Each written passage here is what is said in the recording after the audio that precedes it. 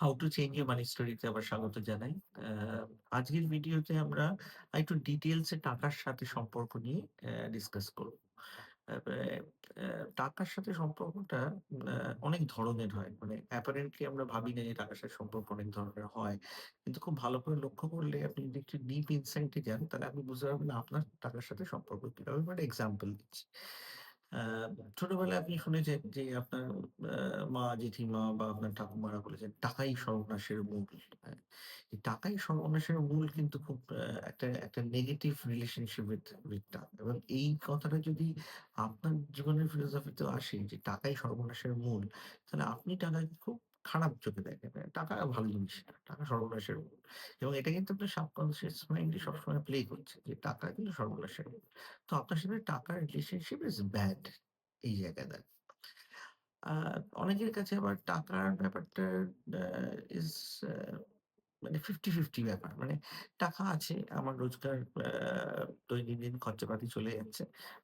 টাকা নিয়ে আমার অত কিছু মাথা ব্যাথা নেই। এটা তারা ধরুন একটু আর্টিস্টিক লোক, হ্যাঁ? গান বাজনা এসব নিয়ে বেশি বেশি চিন্তা ভাবনা করে। ছবি আঁকা নিয়ে বেশি চিন্তা ভাবনা করে। এই ধরনের মানসিকতার মধ্যে অনেক সময় দেখা যায় যে এদের কাছে টাকার ইম্পোর্টেন্স টা অত ডিটেইলড নয়। মানে ফেয়ার, ঠিক আছে। মানে রোজকার খরচা চলে যাচ্ছে, বাড়িতে অশান্তি নেই। যতটুকু টাকা ততটুকু রোজগার করছি। I am happy. হ্যাঁ? এদের সাথে টাকার সম্পর্ক হচ্ছে ফেয়ার। হুম। টাকার সম্পর্ক আবার ওদের সাথে আমি কিভাবে ডিফাইন করব গুড। হ্যাঁ, গুডটা কিরকম? হ্যাঁ, টাকার প্রয়োজন আছে। আমি একটা চাকরি করি। আমার পরের বছরে ইনক্রিমেন্ট এক্সপেক্ট করতে হবে। আমি তার জন্য ভালো করে কাজ করছি এবং টাকা বাড়লে আমার একটা অমুক জিনিস টার্গেট আছে যেগুলো আমি অ্যা কিনবো, করবো।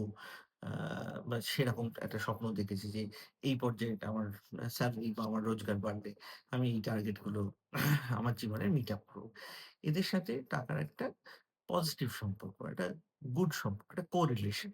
হ্যাঁ? যে টাকা আয়ও করতে হবে এবং আমার জীবনের স্বপ্নগুলো পূরণ করতে হবে। আর আরেক ধরনের লোক আছে যাদের সাথে টাকার সম্পর্ক এক্সেলেন্ট বলি। তারা হচ্ছে যে যারা টাকাকে অ্যাকচুয়াল ভ্যালু করে।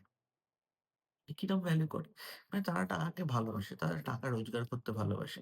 তাদের একটা রোজগারের অ্যা পথ থাকলেও তারা একটা প্যাসিভ ইনকাম এর কথা চিন্তা করে। হ্যাঁ?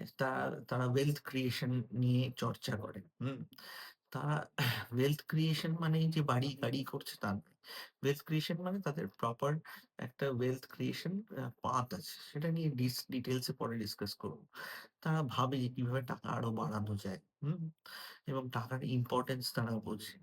অ্যা ফাইন্যান্সিয়াল অ্যা নিটিগ্রিটিস যদি আমরা ইংরেজিতে বলি মানে কোথায় টাকা রাখলে ভালো, কোথায় বেশি ইন্টারেস্ট পাওয়া যায়, কোথায় রিটার্ন অফ ইনভেস্টমেন্ট ভালো। হ্যাঁ? এই ধরনের মানুষ যারা তাদের সাথে টাকার সম্পর্ক এক্সেলেন্ট বলা চলে এবং তারা কিন্তু যেকোনো প্রফেশনেরই হতে পারে।